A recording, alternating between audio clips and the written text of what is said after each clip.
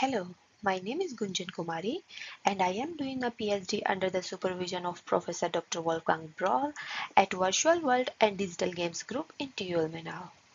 I will present a brief overview of my PhD, which is titled as Implementation and Evaluation of an Immersive Learning Environment for Individuals with Autism.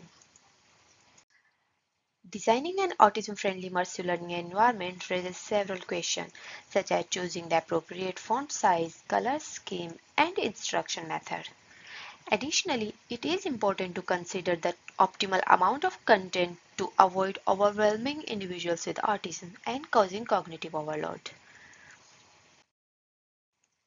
There are a few studies available which involve stakeholders in the design process of an ILE and very few which involves the autistic individuals.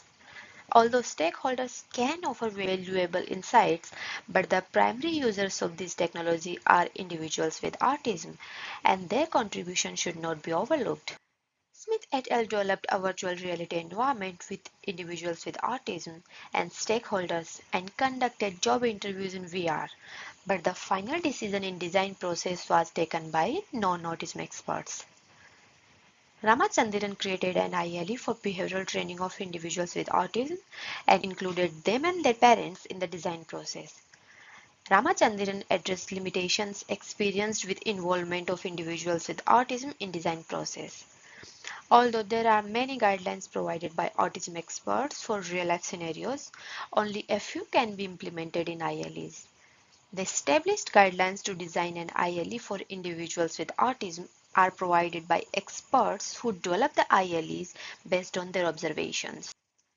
Our research focuses on addressing the issues mentioned before and also aim to answer what are the critical factors to consider in designing an ILE for individuals with autism, how to involve individuals with autism in the design process of an ILE, and how do different design elements impact the learning performance in individuals with autism in an ILE. During the conceptualization phase, we will seek input from individuals with autism with the help of a custom created VR application to investigate their preferred design elements while performing a task. Participants will be requested to rate these elements on a Likert scale ranging from 1 to 7. The scaling method for ratings will be employed to measure the extent to which a design element is liked or disliked. The application will present various options for visual and auditory elements that can be seen here in Table 1. Autism experts will also be involved in the design phase to make sure the VR application is adequate for individuals with autism. In the development phase, we will incorporate the preference of individuals with autism and, if needed, make the required modifications to make the application more engaging and meet the need of all users. This is the sensory area we have designed. It is still a work in progress. This sensory area will be used as an entry point in all of the user studies, and whenever participants feel overwhelmed or stimulated, they can take a pause and come to this area to compose themselves. During the evaluation, we will perform at least 4 distinct comparative studies for design elements and involve individuals with autism again in the process to obtain their feedback in terms of usability and user experience.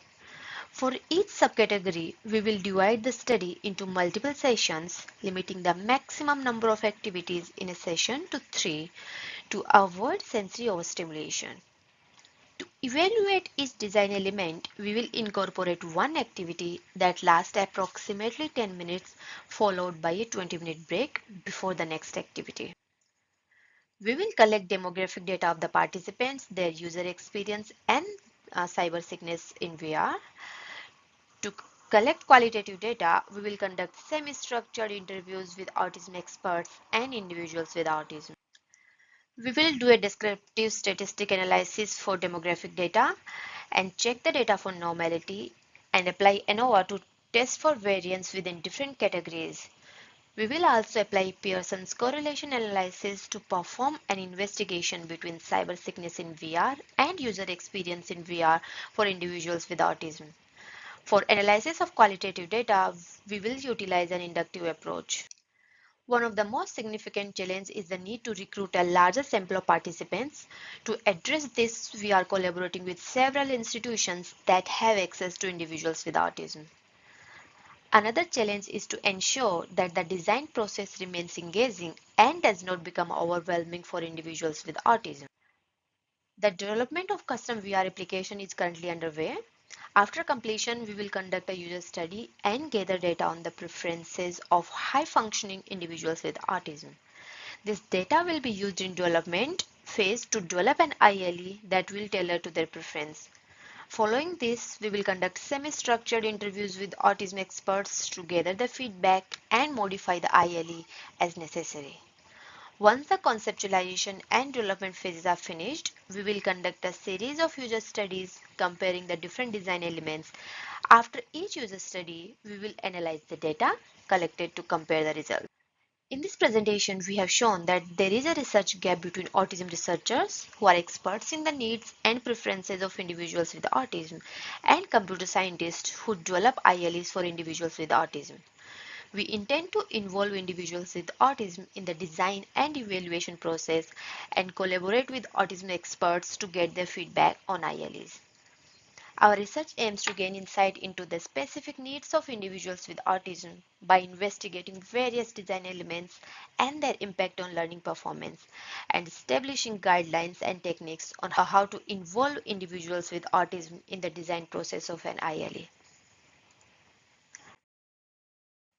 Thank you very much.